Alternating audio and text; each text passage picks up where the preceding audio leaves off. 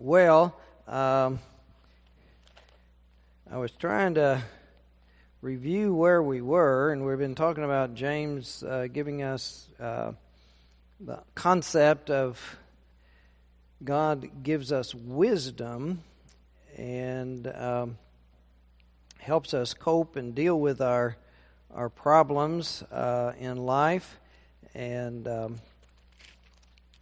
then where we ended up was that in problem solving and overcoming our trials that we face in life time and time again, that we get God's wisdom to help us deal with those, but also God's love and grace to help us persevere because problem solving takes time. And that's where I ended up. And I was getting ready to share with you an experience that I had many years ago, and it would take a little while to explain it, and we only had a couple of minutes, so I stopped there. But that experience has to do with this question of problem solving and our praying and asking for God's help with that. And often people have the image that when you have a problem, you come up with your idea of how it should be solved, and you ask God to do that. Solve it the way I want it solved. And we pray once, and the answer from God is yes or no. And that's the end of it. And and that's why a lot of people give up on prayer, because that's what they do. They ask for God to fix the problem, and the answer is no, or not yet. But they think prayer doesn't work, and so they quit.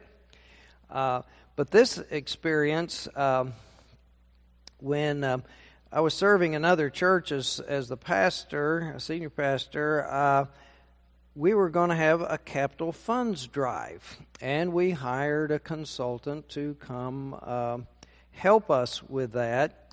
And it was very interesting the way he led us through that. He made prayer a part of the program, and the way that worked was, as we began, we were to pray for wisdom and guidance about the appropriateness,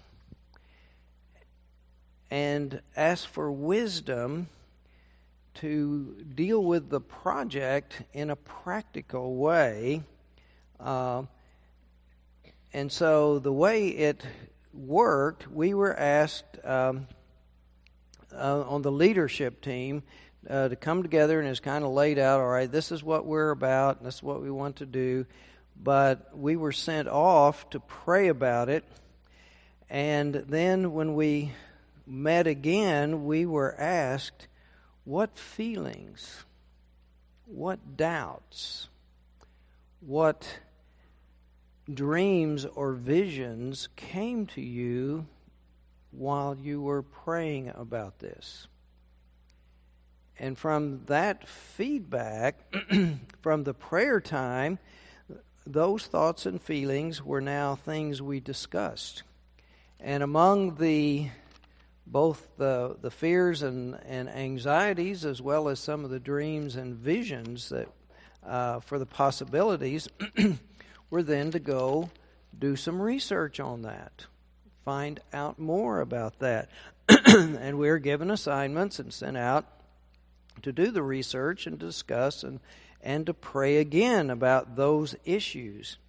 And then when we came back with results and new information and new thoughts and ideas, then with those things we made some tentative decisions, and then we're told to go pray again and pray some more about those things that we had been discussing, those new ideas.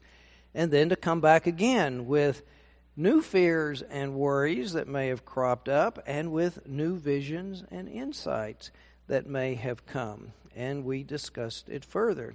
So it went back and forth like that for a while, and then we set the scale of the project and calculated the amount of money that would be needed as our goal for the capital funds drive to build. What we ended up building was a big addition on the church, which had room for an expanded preschool and Sunday school classes and all kinds of wonderful things. But anyway, on that campaign, we went through that process, and then we kind of set the goals. But then the campaign director had a suggestion from his experience of how we should do the campaign. But he said, this is a suggestion. Go pray about it. And then bring back fears and anxieties and worries and dreams and visions. And with that feedback from the prayer time, we were going to then shape and mold based upon his outline model, but make it appropriate for our congregation.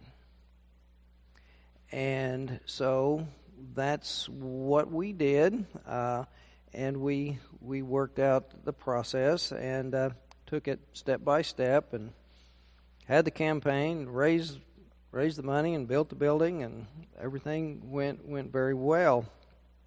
But this whole process was a step-by-step process where every other step was go pray about it. And then to receive those thoughts and anxieties and fears and insights and wisdom to help us solve the problem of a growing church in need of more facilities. And so how are we going to solve that problem? And the prayer time took in and made all of those thoughts and ideas that came, both the good ones and the bad ones, as a part of what we were needing to deal with. Now, some finance drives that I've been a part of and heard about, the emphasis is not on prayer as a process, but trust the leaders, don't question, don't discuss. We have all the answers. We know what's best. And if you are a faithful person and really believe and trust in God, then you'll follow us and you'll make a big sacrificial pledge and gift for this great project. And if you have questions and doubts, well, it's just your selfishness and your rationalization trying to figure out how not to give. And so then you get kind of guilted with that. But in reality, some projects in churches are ill-conceived, and they're poorly planned. I just heard about a couple of churches that have built recently that pushed through, and now the following pastors are dealing with all kinds of problems with those buildings. Before I came here, we had a $600,000 financial campaign down at the Ada Church because they built a really beautiful building, but there were some problems with the drainage off of the roofs. It didn't go away from the building. It allowed the water to soak into the brick on the fascia. And then it came through on the inside with this white stuff. What is that? Where the effervescence that soaks through the brick from the outside and makes this white crystally stuff on the inside that flakes off and falls down on the carpet. So we had to do some major work to fix that and some other things. But there were some ill-conceived things. And on that one, at the Ada Church, they were still fussing and fighting about that one. They wanted an new educational wing, but one family gave a big chunk of the money and said, we want to build a chapel. And so since they gave the big gift, they built another chapel. This is a crazy history in that church where I was serving. They had the finance campaign, and again, it was the prayer thing when they first built their beautiful sanctuary. And this was, I'm not sure what years it was, but it was back in the oil boom days, and they had 3 families that were pretty well-to-do because of the oil business. And unless someone made it up, but I'm pretty sure it's a true story because they built such a big building. They had a finance campaign, and they asked the leadership, we want some leadership gifts and want you to go pray about it, and then when we have our big meeting, we'll let you testify your commitment as leader gifts. And in lots of finance campaigns, you see, well, there's a small number they're going to give a big bunch, and then a bigger number they're going to give quite a bit, and then the big number they'll all give a little bit. But you add up those numbers and see if they'll meet your goal. Well, this was a way to do the start-off leadership gift. And they were suggesting that these families think about $5,000. But, that was a long time ago, so that would be more like $50,000 today, I guess. Well, the first one at this big meeting got up and said, my wife and I have been praying about this, and we've decided to give $50,000. And we will meet and match anybody who gives more. Well, the next big oil man, not to be outdone, said, well, me and my wife decided to give $75,000, and we'll meet and match anybody who gives more. Well, the third guy gets up and says, well, me and my wife decided to give $100,000, and we'll meet and match anybody who gives more.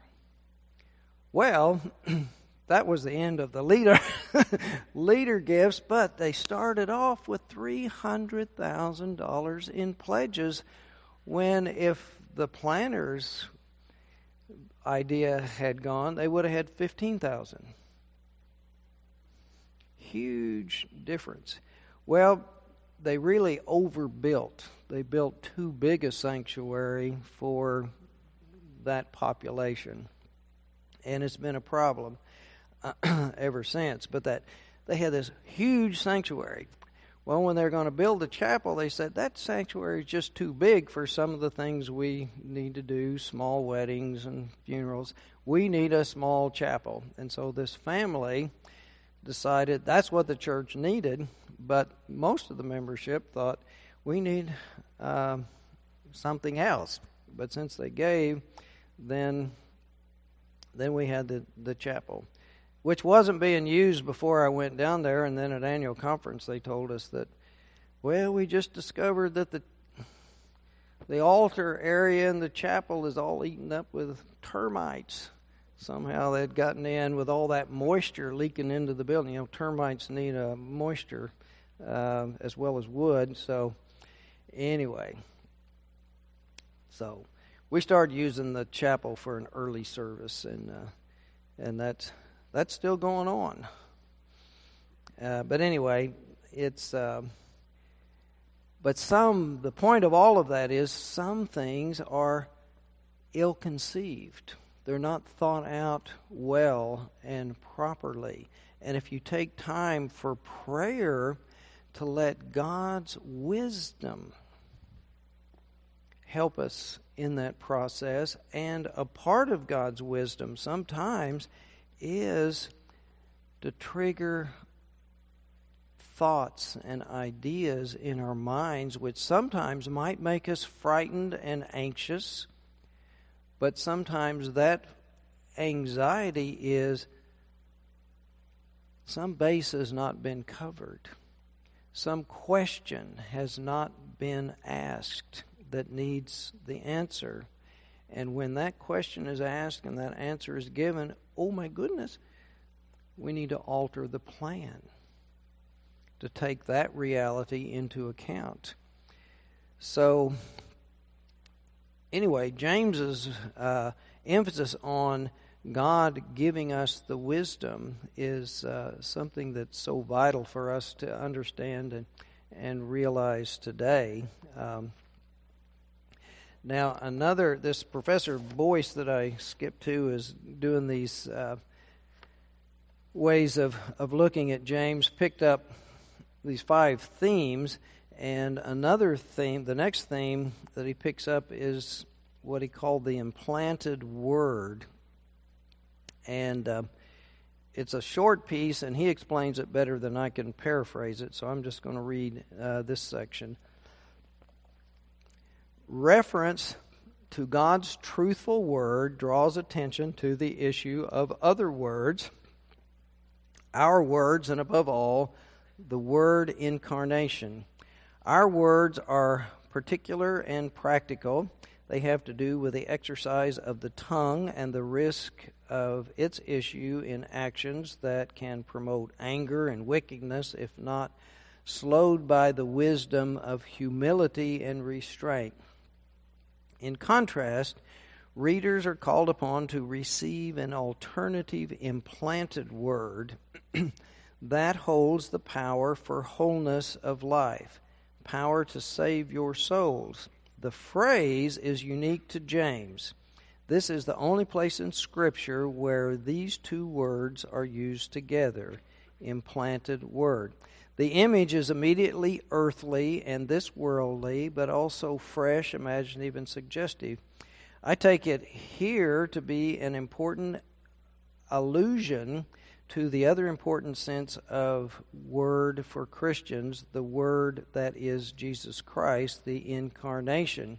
So when word is implanted, the word part is thinking of Jesus implanted in us, or what I so often use the expression, the indwelling Spirit, the Spirit of Christ indwelling in our hearts and mind, but he uses implanted.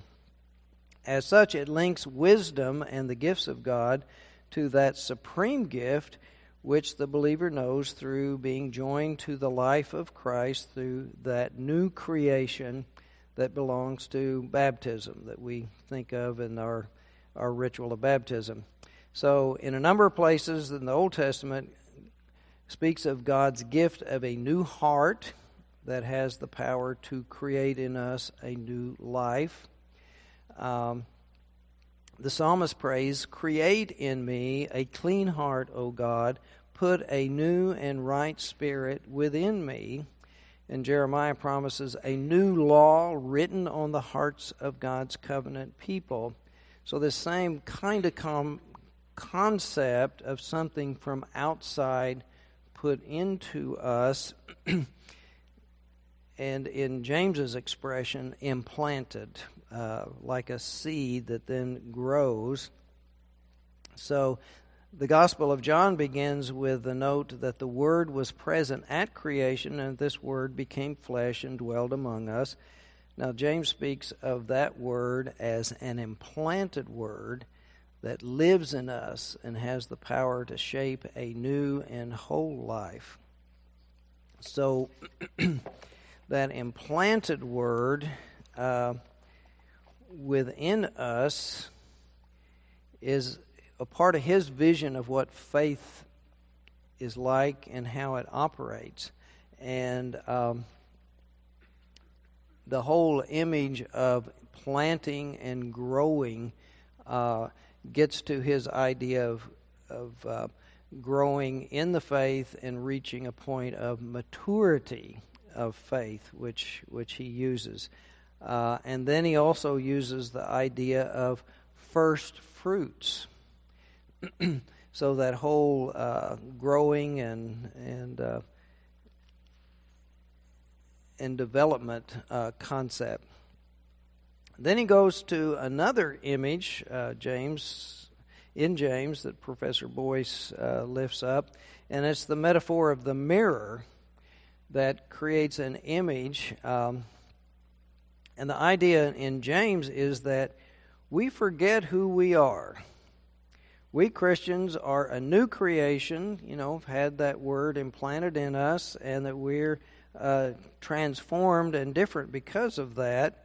But we forget that we've changed, and we go back to our old ways and old habits. And often with those who are trying to overcome alcoholism or drug addiction, we go back to our old friends who then have that negative influence upon us. Anyway, in some traditions they call it backsliding into the old habits. Now, St. Paul uses mirror image as well, but Paul uses the metaphor as seeing dimly. We see a faint image, but it will be revealed in full later. But that's not the way James is using mirror. He must have better images than St. Paul had. They didn't make good mirrors back then. But maybe he had a real clear pool of water, you could get a good picture or image of yourself. But James's mirror shows clearly who we are.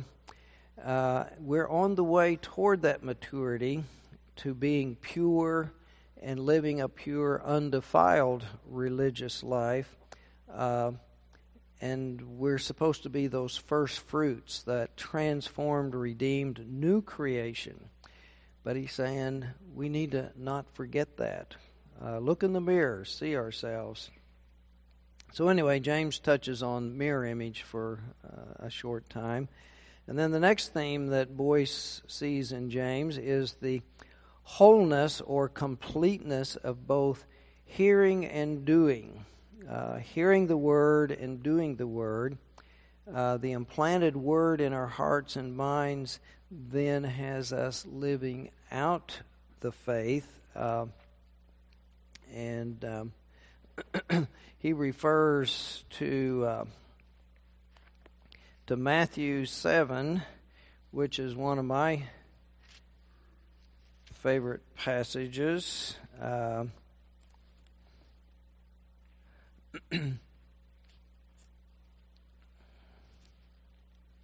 Well, I'll back up to a few verses before. He says, "Not everyone who says to me, 'Lord, Lord,' will enter the kingdom of heaven, but only the one who does the will of my Father in heaven.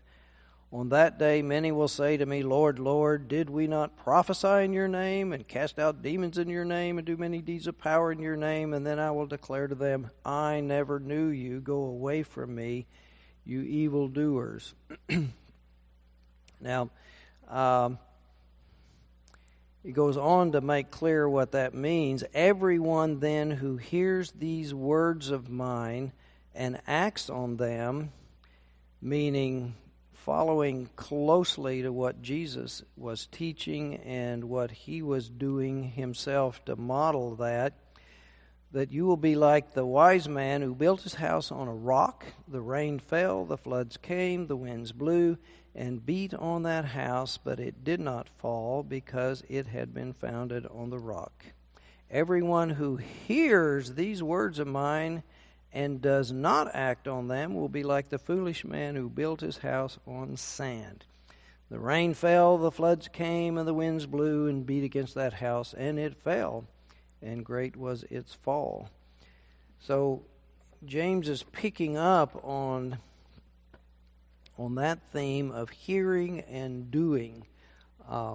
The implanted word motivates and directs our lives and our actions so that we are doers of the word, meaning the acts of love and mercy and kindness like Jesus.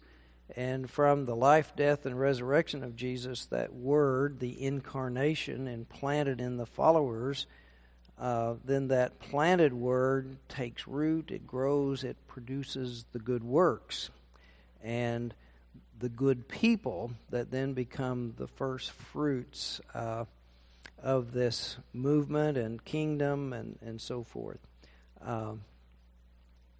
Then he points out that in some of the writings from olden times, they speak of an 8th day of creation. God created, from Genesis we have the 7 days, and after the 7 days, things went bad, and we had all kinds of terrible things happen, and so God sent Jesus to try to correct and restore all of that, and so that becomes the 8th day of creation, of trying to restore things through Jesus. And then this pure religion then becomes the next theme that Dr. Boyce picks up and calls it the practical, this worldly point of view, saying that religion that is pure and undefiled before God is this: the care for the orphan and widow, and to keep oneself unstained by the world or uncorrupted by the values in the world or culture, which we tend to associate with money and power and fame. Religion rather than pure faith. Again, I believe James is thinking in terms, when he uses religion, the organized, the communal part of the faith, and not one's individual personal journey. But he's thinking in terms of the church, the gathered community of faithful followers. So when we focus on taking care of the orphans and the widows, that's more than one person can do. And so it takes some kind of gathering and some kind of structure that will deal with the needs of the orphans and the widows. In olden times, it was just providing the food and shelter and so forth. But as culture and societies develop, there are policies and laws and agencies and all kinds of things that the greater community can institute and make available to look out for the widows and orphans, and then things about laws in terms of inheriting property and who who gets to inherit property. A lot of times orphans and widows were destitute because a male heir will inherit the property and the females are left without anything. And so those are structures in society that can be changed and need people involved in that change process. That's a whole different arena than just providing food and shelter yourself, taking someone in and letting them stay in that extra bedroom in your home or something like that. So religion is really a focus on the organized church being involved in that outreach. But it's also, the widow and the orphan is symbolic. Those two groups were the most vulnerable. So when we say widow and orphan, we're thinking and meaning anybody who is extremely vulnerable and disadvantaged and in need. That just is the catchword for the marginalized, those who are in great need. Also, widows and orphans were most at risk in danger of death or exploitation. And that's another area, the exploitation of the weakest and most vulnerable. There's a lot of attention now on human trafficking, and that's folks who are really very vulnerable and at risk of exploitation. Some of the human trafficking isn't just sex trafficking, but making slaves, virtual slaves out of domestics. So if you are engaged helping the most vulnerable, you are also coming in conflict with those who are trying to exploit and manipulate them. And so there can be strength in numbers who are going against that kind of thing. Sometimes we have situations where there are slumlords who are taking advantage of the very vulnerable.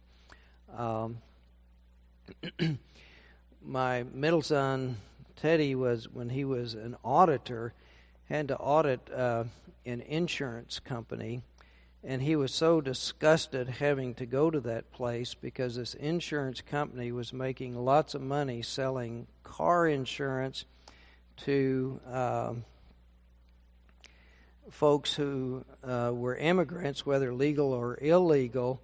Because of their immigrant status, they could easily be manipulated into horrendously high-priced car insurance. They needed to have their car in order to get to work and take care of their families, but yet if they didn't have insurance, then they're in big trouble. And this was because of their situations, one of the few places they could get insurance, but they took advantage of them and charged excessively high prices for that. And as an accountant, he knew and could tell that was unnecessary. It was just a way of exploiting these people. And the people who were willing to exploit, he didn't care for them as people either. He didn't respect them, not just for that, but their whole spirit and attitude was very upsetting. He hated to have to go to that place and spend any time there. But anyway, if you're trying to help those, then you may have to be engaged in some kind of push and struggle with those who want to maintain the status quo and continue to keep the system as it is in order to be making lots of money they don't deserve. But anyway, the staying unstained by the world might imply, well, you just won't be engaged in that. You'll go withdraw from the world and not get involved. But you cannot care for the widow and the orphan and the disadvantaged unless you're somehow engaged in some of that nasty stuff and trying to change it. But the idea of being unstained is don't let that corrupt you and your thinking and your behaving. Don't go along to get along. A lot of times we will back away from being involved in something that is not right because we know it's not right, but we don't want to get involved in order to stay pure and unstained. But yet, by not being involved in opposing it, sometimes that makes us complicit in allowing it to continue and not doing something about it. And so that is how whatever the evil is, that can stain us if we're complicit in allowing it to continue.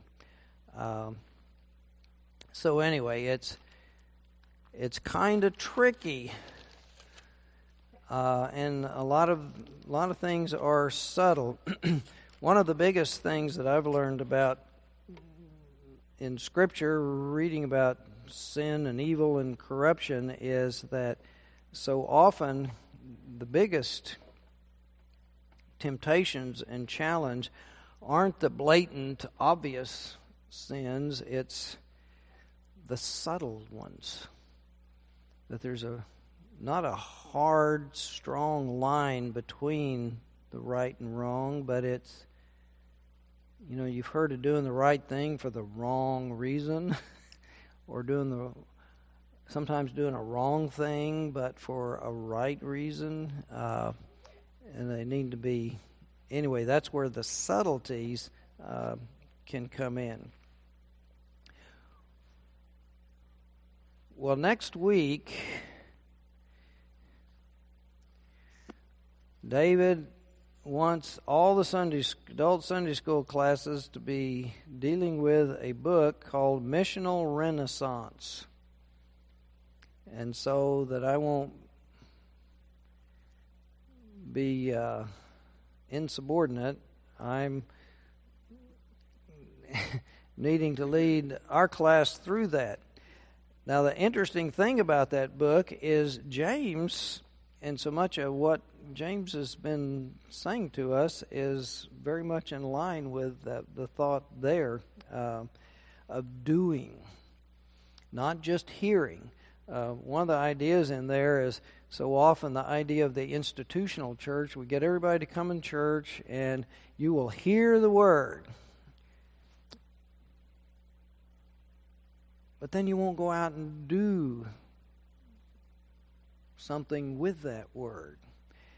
And so he said we need to get to that next stage of hearing the word and then going out and doing the word. And that's not just looking at you as individual Christians, but as the church itself.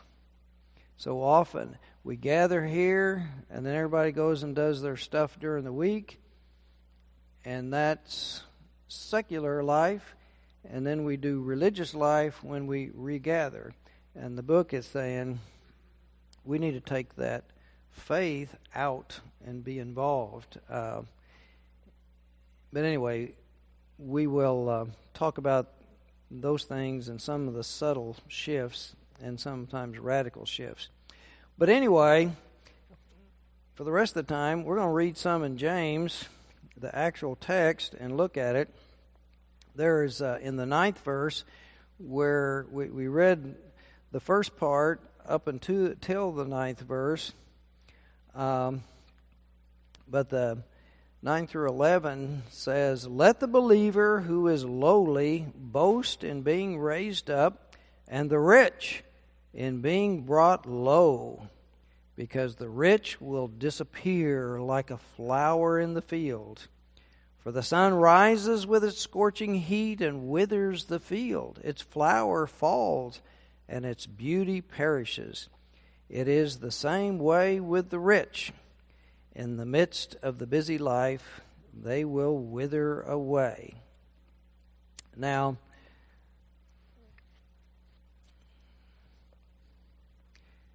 by world standards, lots of us are rich. Most of us are rich there's so much poverty in third world countries. But what James is looking at here, we believe, is that there are very few rich, and many of the rich are the ones that were exploiting and taking advantage of others. And so he doesn't have a high view of them. But in this passage, he's really dealing with that if you are so engaged and involved in making money and managing money and taking care of your property and all that is involved when you've got lots of money and resources, then your time and attention is away from the questions and issues of your faith. And what little faith you have will probably wither and fade because those interests and concerns are so all-consuming. Is basically what he's talking about. But also this sun rising and scorching. There was a reality that sometimes the real hot winds coming off of the desert areas would be sort of like our storms that create big floods, but this wouldn't bring water, it'd bring heat, and it would be so hot it would dry out and almost cook the crops, the vegetation.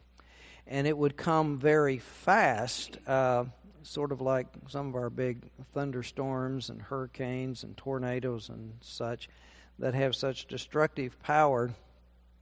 And if you were wealthy and owned a lot of land and property and you thought you were going to do well and had lots of security, and one of these storms comes through, you can lose it all very quickly. And that's part of what maybe what he's saying is, if you put your trust and your faith in your wealth and your power and position, you, just like anybody else on the social scale, can lose it all real quick. And then what's going to happen? Where's your source of strength and help and that sort of thing?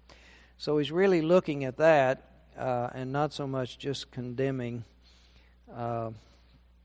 everybody who's wealthy.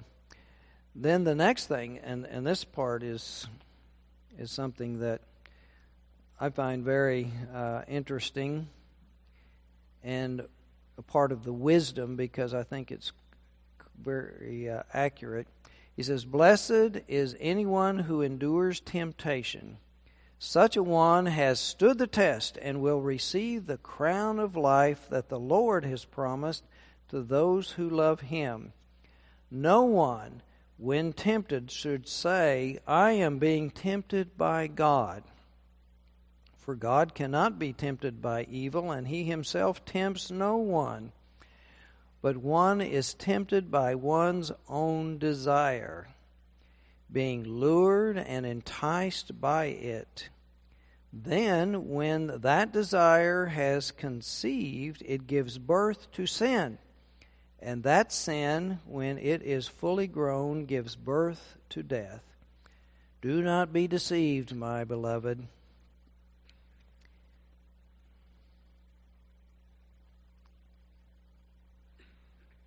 Dealing with temptation,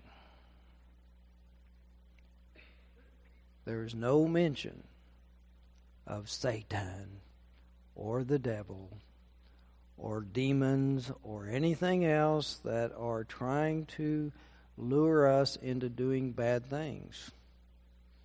In James's vision, it's all within us. It's our temptation. Something is tempting us to do something or to think something other than what we'd understand would be God's will. And so that's I think a very important insight, because it is our decision. And if we realize where the temptation resides, it's within us. And a part of it is our focus and where we're spending our time and attention. And also there is the fact of the decision of, that I mentioned a while ago, of someone trying to deal with addiction. If you put yourself in a place where the temptation is much stronger, that's a decision that could have been made differently, and before. Don't put yourself in those situations that will tempt you. Sort of like if you're on a diet, don't go to Merritt's Bakery.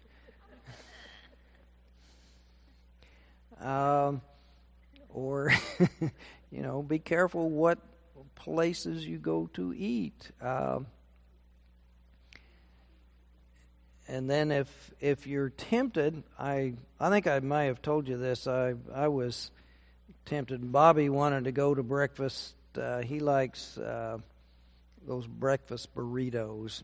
And so he wanted to go to McDonald's and get a breakfast burrito and wanted me to go with him. And so I went, and I'm looking at the thing at McDonald's, and fortunately they're doing a nice job of putting the calories on those menu items.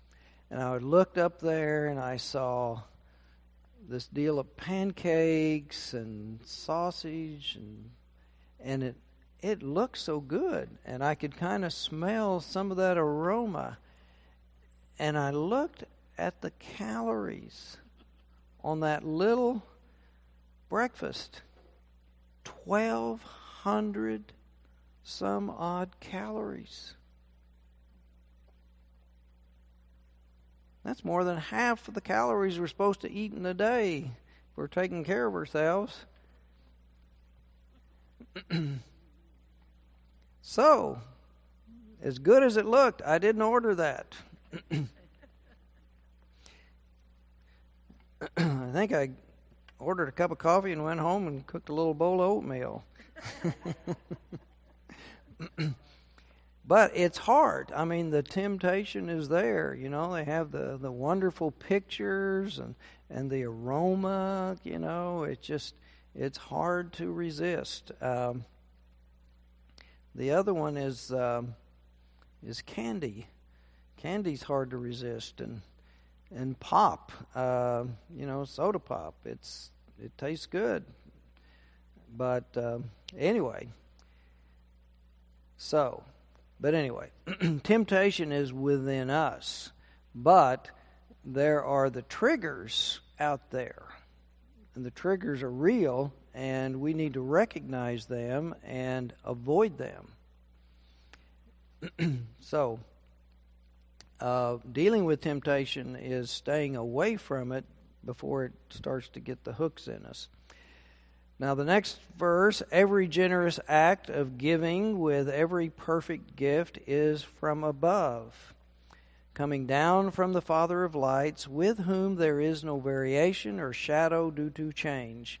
In fulfillment of his own purpose, he gave us birth by the word of truth, so that we would become a kind of first fruits of his creatures. Here's the first fruits theme. Part of this, I think what James is saying is that the goodness that is within us isn't fully our own doing. It comes from God, and not just in this verse, but the whole letter, that if we want that within ourselves, then we need to be asking for God's gift. The wisdom gift and that implanting of that Spirit, it comes from God that enables us. And so we need to look to God to help us have that and keep that connection open. And then hearing and doing the word that we've already just talked about, or in these verses, you must understand this, my beloved. Let everyone be quick to listen, slow to speak, slow to anger. Now that one's hard. Slow to anger.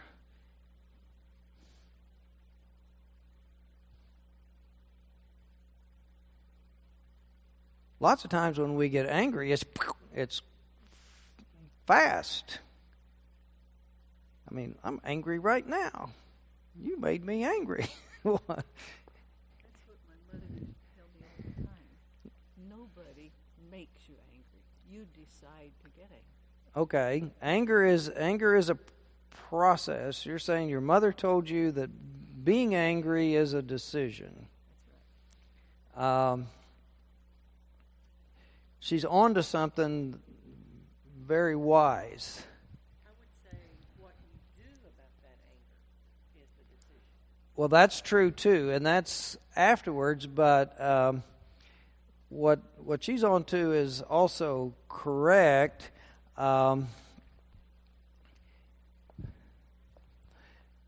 In psychology, we understand that anger is a secondary emotion. A primary emotion is hurt, fear, frustration. Now, with frustration, you can feel it coming. Sometimes a hurt. Someone steps on your foot or, bumps into you carelessly and makes you spill things.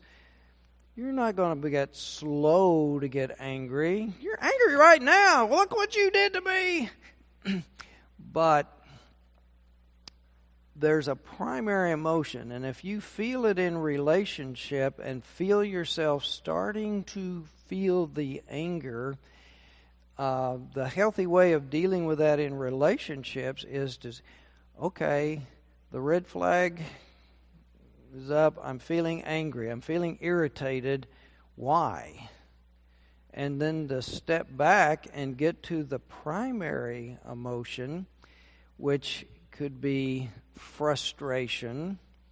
I'm frustrated with this. Or the thing you said was hurtful, disrespectful, and it triggered that reaction of being angry about it, but anger was the secondary. The first part was I felt belittled. I felt disrespected by what you said or the way you said it. You're treating me like I'm an idiot when you called me stupid. So, and you were frustrated because you saw what I did and you thought it was stupid because you didn't understand. But anyway, those kind of things happen in relationships, and we can decide then what to do. And we can blast back at the other with anger and return disrespect for disrespect and name-calling and stuff, or decide to do the I message rather than the you message. The I message is that when this happens, and you describe what happens, I feel this way. When you call me stupid, I feel disrespected, minimized, diminished. And when I feel that way, I want to fight back because I don't feel like I should be treated that way, and I want to punch you in the nose. But I'm not going to. So, yeah, those are slow to speak. Don't lash back. Slow to anger. So if you're feeling the irritation, back off and figure out what's irritating us. And then, anyway, for your anger does not produce God's righteousness. If you vent it, if you give it expression as anger, but if you give it expression as the hurt or frustration. Another one is boundary invasion. Sometimes there's people that are in our space, or they are trying to do our job for us, which would sometimes be great, and we don't have to do it. But the other part is, the implication sometimes is, you don't trust me to get it done. You don't think I'm doing it well enough, and so you're going to do it for me. So, anyway, the boundary invasion, and then there's boundaries of wrongful touch, Sorry, I didn't want a hug today. I just broke my ribs and that hurts. Or, we're not that close. You're a stranger. Why are you hugging all these people on the street? That's a boundary or a violation of my space. And sometimes that makes us angry. Anyway, for your anger does not produce God's righteousness. Therefore, rid yourselves of all sordidness and rank growth of wickedness, and welcome with meekness the implanted word that has the power to save your souls. But be doers of the word and not merely hearers who deceive themselves. So that's a good point to end, because this guy wants us to get out there and be doers of the word and beers of the faith. Let us pray. Dear God, you are the one who is so aware of our needs that sometimes you send wisdom in the form of anxieties and discomfort so that we will seek answers and your guidance and wisdom to help us solve our problems and to move on toward that sanctification of maturity in the faith. In Christ's name, amen.